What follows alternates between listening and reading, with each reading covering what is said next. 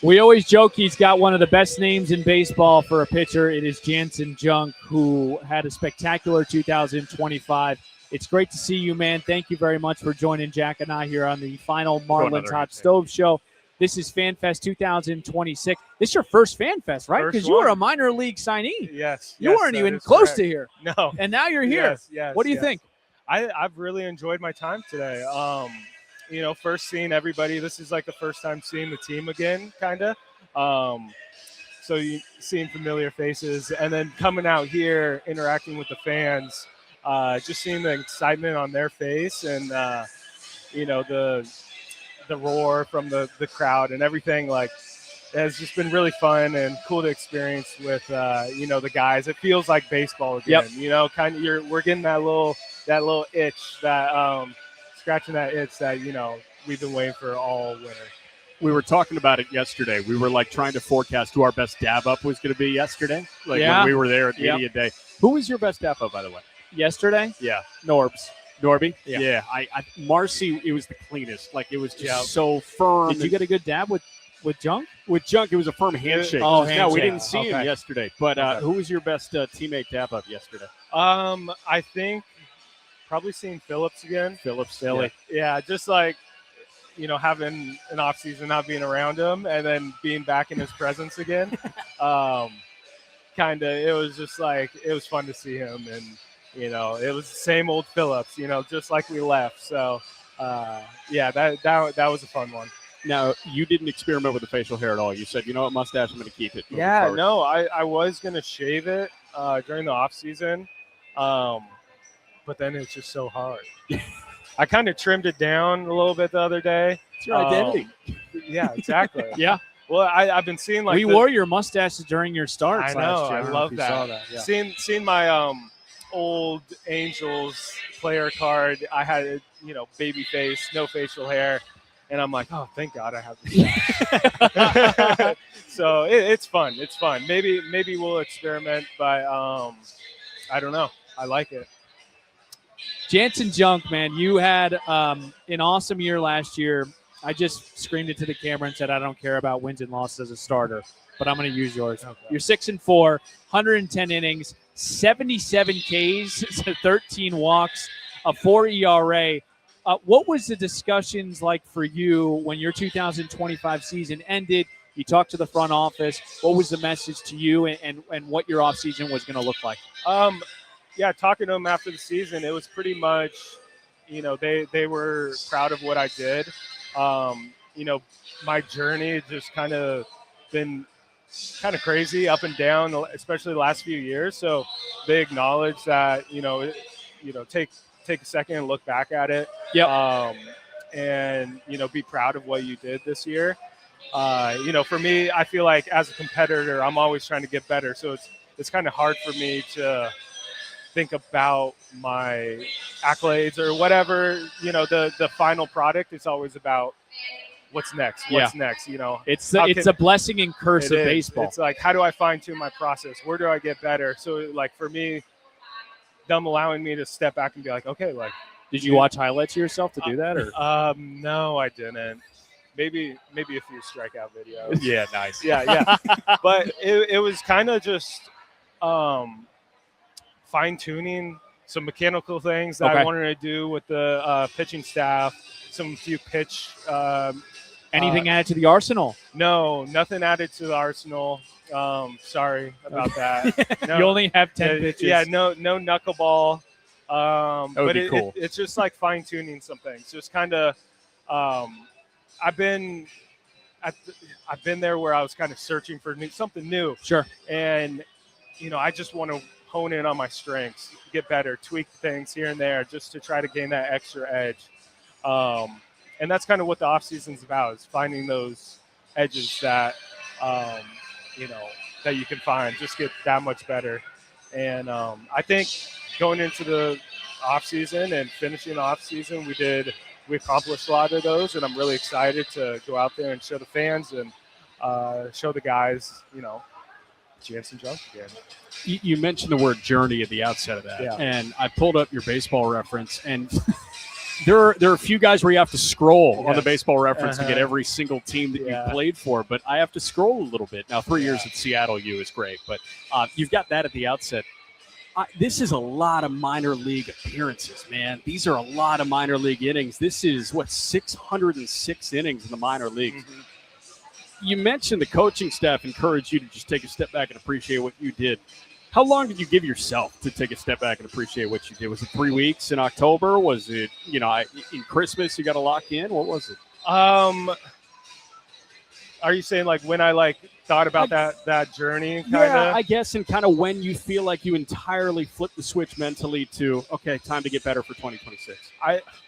It probably 3 weeks I usually take to recoup the body. Yeah. And that's when I'm not throwing, just going to the gym and lift. And during that time, I kind of stepped back, and once everything settled, I was back home. That's where I kind of opened my eyes a little bit to what I did, how I did it. Yeah. During the season, it just the everyday process. Yeah. It kind of consumes that, that lineage of thinking of where I can't reflect really. It's like I'm reflecting on my outings and stuff like that. I'm not really thinking about, the overall journey. So it took probably 3 weeks during that downtime of just thinking about what I did, what I accomplished, having family members come up to me and just congratulate me and stuff like that. So I took about 3 weeks to soak it in. And then after that 3 weeks, it was about 2026 and how I can get better and threw that behind me. And now we're on to the present. It's a new year. Whatever happened last year, it's not guaranteed that's going to happen again. So, I got to go out there, compete, prove myself like I did when I first came up. 3 things. Do you want water? Sure. You good? Okay. Sure. We got a comment here from Brian. This is a good one. I saw Junk in one of his starts last year. Nice. How about that? We'll show that comment. Follow up when I went to a Marlins game. Very That's good. The right ulnar nerve irritation, how's that doing? It's doing great. Okay. Yeah, it was just What a freak thing. It is. But as a thrower, it felt like one of those things. There was no pain, no irritation really. So I felt like I could throw through it. It was just a sensation that, I thought I would, obviously happened during the game. Right. Raised some concerns, but talking with the staff, I was pretty relaxed at it. Obviously, they're going to be a little bit more Sure. on edge. You're a pitcher. Yeah. But the off season, I got with, a PT guy in Seattle, just kind of maintain things and figure out the body a little bit more. What'd you find out? Well, I found out my scap was decompressed. Your scap? Back? my back. So it kind of your scaps go like this. Sure. My right one was kind of lower and in. Okay. So I think it was pulling down my shoulder and probably trapping that nerve a little bit. So we kind of hammered that out, tried to clean that up. And that it's off season's a great time for that. Yep. So little housekeeping. exactly. So just building that strength, understanding the body, and I think that really helped clear that up. It's not like I was having problems in the off season, but it was more about I don't want that problem. Right, being proactive about it. How can we be proactive about that? That's kind of It's great. what you do as baseball players. Like I said earlier, how we're finding that extra edge. And, we can do it all we want, hitting, pitching, weight room, but you got to take care of the body too and find edges in that aspect. Now, I'm curious, did you become, I think this is the right way to put this, less meticulous about the way that you prepped for games last year because you were doing that Swiss Army knife? Like sometimes I'm throwing 5 innings out of the pen, sometimes I'm starting. Do you feel like you became a little bit more type B last year on your days that you were going to pitch? No. Yeah. I've always had a very strict routine, but coming out of the bullpen, I will say I just had to modify it in a way that worked for me. And getting the experience coming out of the bullpen, I was able to find that out. Talking to the guys in the bullpen, kind of figuring out what they do, and kind of related to my starter routine that I would do normally. And through that process, I kind of figured out what worked and didn't work for my body, and ultimately, I don't want that anxiety where I need to do this whole long routine. And I kind of figured that out, that the body, in reality, it doesn't take that much to get ready. Sure. Once that adrenaline starts firing and, the phone rings, that's all the, That's where Philly slaps yes, himself. yes.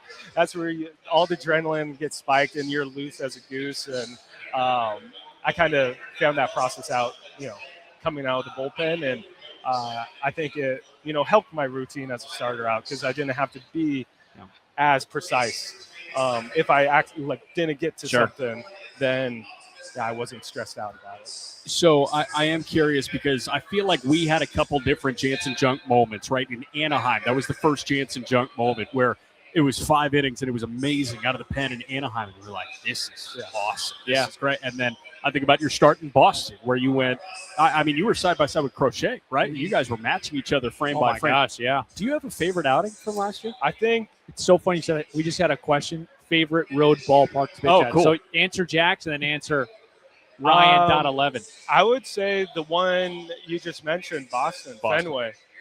Just the history there. The crowd was really into it. I think it was Players Weekend that weekend, so it's just a beautiful, beautiful stadium, and of course. just so much history, just inside and outside the ballpark. And then going back to your question, I would say probably the Cincinnati game against the Reds. It was a very hot, humid day. Yes. And I think we had a rain delay. And going into it in the bullpen, I was like, oh my goodness, this is the worst I feel. Everything, I was probably executed like 3 pitches. And I was like, okay, let's go. Like we got give it a whirl. We got to compete today.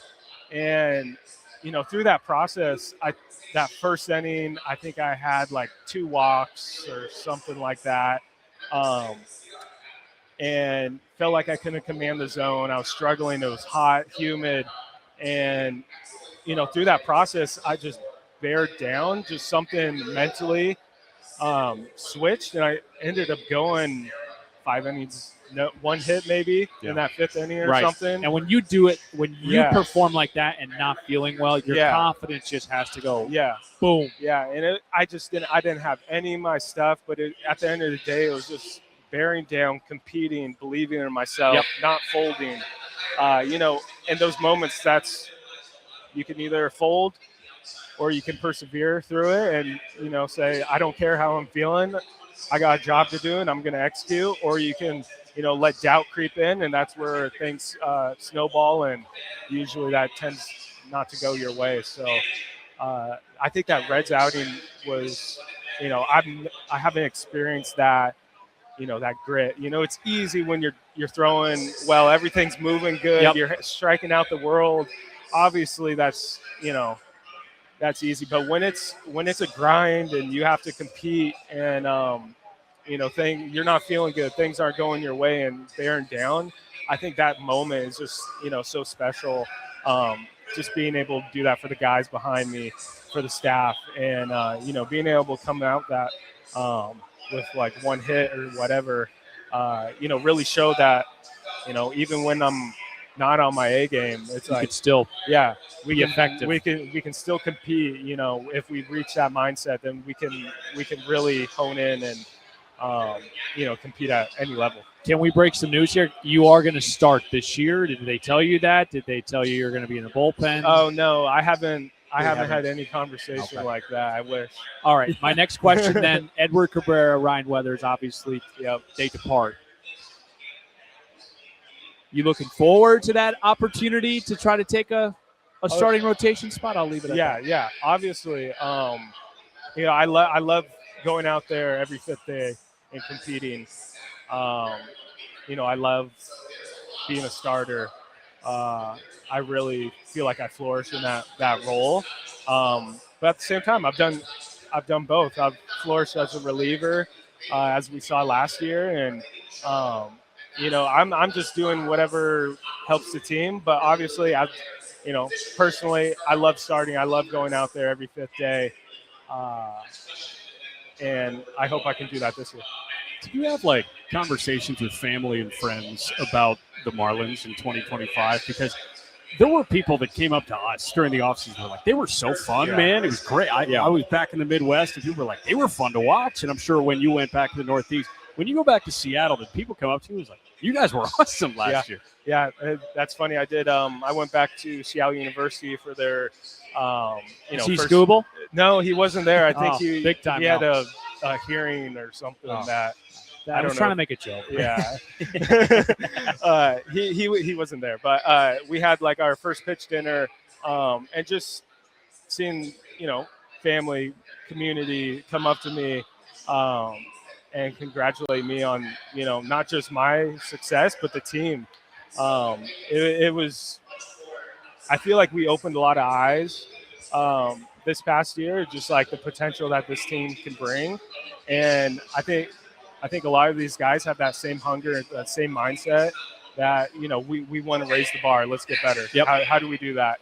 And I think we're in a really good spot heading into spring, to feed off that success from last year. People are asking about the calling pitches from the dugout. Yes. Year 2. What do we think? Year 2, I think it's going to be fine. I don't mind that element choice. Yeah. It kind of streamlines the way we go about game planning and stuff like that, and the most efficient way possible to do that, I feel like, is calling pitches from the dugout, and I think that's about just gaining that extra edge on a team, and I think it's going to work out really well. Another year of pitch designs. You're like Mr. Pitch Design. I mean, we talked to you. Does he not fit the organization? It's perfectly. It's perfect. Like drive line, the pitch design, the calling pitches. Yeah. You're perfect for this organization, man. Yeah, I appreciate it. Yeah. It was a buzzword, and there were articles written about it at the beginning of the year, and people like around the country tried to spin it in this negative way. And then to steal a line from Steven, like the smiley face on the cereal box of like pitch design works. Yes. How much fun was that as opposed to a different bullpen that you probably threw in Nashville and threw when you were a Yankee draft pick? Well, I think it's a credit to the staff and what they've developed in their philosophy on the pitching side. It's just, I've been places where you just throw your bullpen and you go up there and, throw 20 pitches, 25 pitches, and okay, good, you got your work in. But, there's an element to when Moskis or whoever's back there, he's not like micromanaging you, but we're trying to get better every single week. And it's like, how do we do that? How do we make sure things are in the right place? You can see trends of if your sliders, not sweeping as much recently or whatever. It's like, okay, let's hone in. And that's where you really, pitch design. And we're not always developing things in season, but I think, having that, the access to all the technology and data and stuff like that, makes it really easy to, keep arsenals and stuff at major league level. Does this analogy make sense? Some people get up in the morning and they watch TV. Some people get up in the morning and they do a crossword puzzle, but the crossword puzzle kind of gets your brain and muscles active. Yes. Is that kind of versus the watching TV? All right, do your side session. Mm-hmm. Nice. That's not my throwing motion. I'm just telling you. You know what I'm saying? Yeah, no, I think that's a great way to put it. I don't think development stops at the major league level. I think everybody, there's a next gear, next thing to accomplish, and the more we think outside the box in those aspects, the more we'll be able to push the envelope and develop everybody in the organization. I'm kind of sounding like coach speak now. Yeah, but you said development, it was perfect. It's what we've heard a billion times. Yeah. I have bingo now, actually. Yeah, but I think doing doing the pitch designs, doing the live at bats. I think that was new for me last year, doing the live at bats in season as bullpens. Sure. And I think, like you said, you can fall into being, just going through the motions. Just throwing a bullpen, it's easy. It's like a long season.